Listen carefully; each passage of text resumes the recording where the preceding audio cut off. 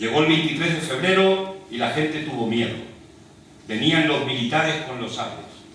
Había miedo a un golpe militar y la gente se volvió a acordar de los 40 años de dictadura y de lo duro que fue aquello para mucha gente.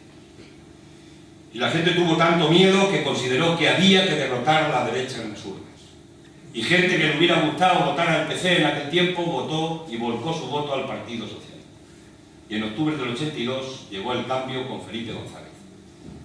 El cambio que luego tuvo muchos altibajos a lo largo del tiempo.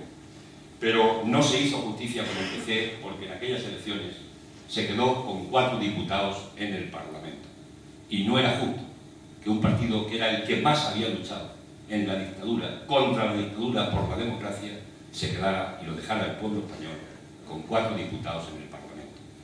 La ley electoral, el artículo 68, hizo su trabajo. También probablemente, seguro que el miedo de la gente, pero también errores propios, que no cabe duda que hay que asumir, que se cometieron errores propios en aquel tiempo por parte del PC. Y hay que asumirlo como propio. Hoy hemos vivido hace poco una campaña anticomunista, la estamos viviendo casi permanentemente.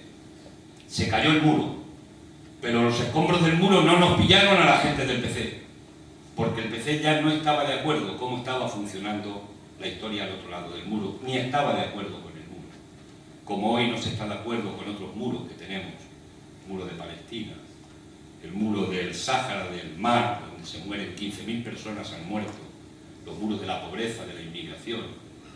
No estábamos de acuerdo con aquel muro, no nos pillaron los escombros. Por eso es curioso que a veces cuando se quiere acusar a alguien todavía de algo, se le acusa de comunista. Y los comunistas en este país, los que yo conozco y he conocido, solo he conocido que lucharon contra la dictadura y por la democracia, por el gobierno legítimo de la República y por las libertades en nuestro país. Y cuando se llegó a los gobiernos municipales, se gobernó y se gestionó sin actitudes autoritarias ni dictatoriales.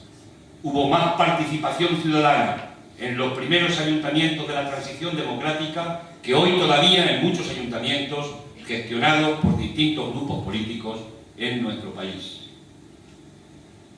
Si nacimos, por tanto, por las libertades y contra la dictadura, ¿quién se piensa que en este momento podemos tener alma de dictadores? La gente de la izquierda, la gente del PC.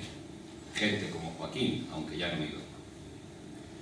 Siguen con los tópicos, pero aquí tenemos nuestra propia historia en este país y nosotros nos sentimos orgullosos de esa historia, de hombres como Joaquín y de la gente que luchó por las libertades y por la democracia.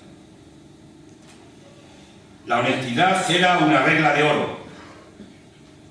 Se podía meter la pata, pero no se metía la mano en la caja de todos los ciudadanos y ciudadanas. Y esto parece que hoy no está tan claro. La austeridad, la ética, eran principios elementales y sagrados. Conozco a concejales que no cogieron ni una ficha de los coches eléctricos en los festejos cuando iban los feriantes, y a los concejales, por congraciarse con ellos, le daban fichas para sus hijos. Yo conozco a concejales que no cogieron ni una ficha porque pagaban la ficha de sus hijos y subían en los coches como los demás. Eso era ética en la política. El altruismo y la generosidad como valores fundamentales de aquella gente. El debate de los liberados. Los caciques decían que había que votar a la derecha económica porque ellos tenían dinero y no iban a robar, y que no se podía votar a los que no tenían porque estos venían a llenar el saco a los ayuntamientos. No querían que los representantes de la clase trabajadora gobernaran y gestionaran los asuntos de la vida pública de los ciudadanos. Nosotros defendimos que la gente tenía que comer, tenía que trabajar, y si estaba en un cargo público había que cobrar por ello y dedicar el trabajo a ese cargo público, pero sin exageraciones, sin que se pusieran esos sueldos que algunos nos escandalizamos cuando vemos a determinados alcaldes ahora, incluso concejales, con salarios que no ganarían en su vida laboral en ningún puesto de trabajo, simplemente porque tienen el poder de decidir qué tipos de salarios se ponen.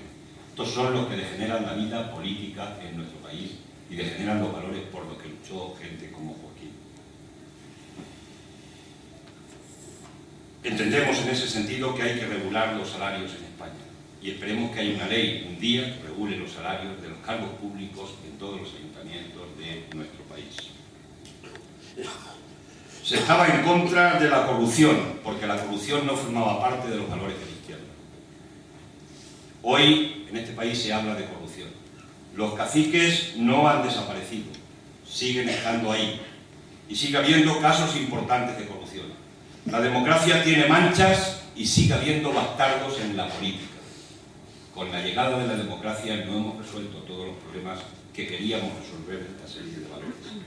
Ahí está Marbella, ahí está Seseña, que el anterior alcalde del PSOE de Seseña, imputado por 3 delitos, todavía no se ha sentado en el banquillo de los acusados después de 3 años y medio de presentar la denuncia a la Fiscalía Anticorrupción.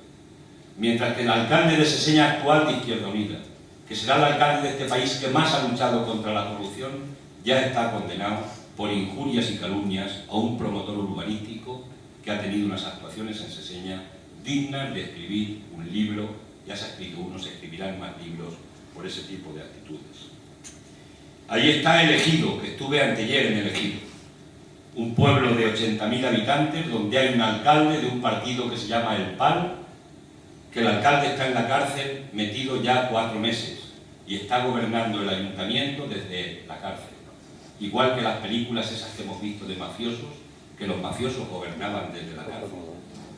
No han resuelto todavía. 23 imputados, 8 detenidos en el ayuntamiento, una situación de quiebra prácticamente económica y todavía no han tomado actuaciones para regenerar la situación en El Ejido.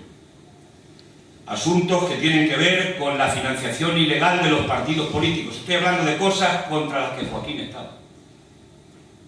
Directamente. El caso de Filesa, financiación ilegal del PSOE. El caso de Pretoria, el famoso 3% que dijo Maragall en el Parlamento, ahora tiene Alzheimer. Pero cuando dijo que habló del 3% y aquello le echaron tierra enseguida. Hoy ha salido el caso Pretoria, que tiene que ver con ese 3%. O el caso Gürtel, la supuesta financiación irregular del Partido Popular, que ya lleva unos cuantos imputados, y que además ha aparecido como último caso la esposa de Bárcenas, el que es el tesorero del Partido Popular, el que se sienta en el despacho de al lado de Rajoy, y continúa lo de la trama Gürtel, es decir, la utilización del poder político para beneficio propio o beneficio de los amigos. Todos estos son los valores contra los que luchó, o los no valores contra los que luchó Joaquín en su vida.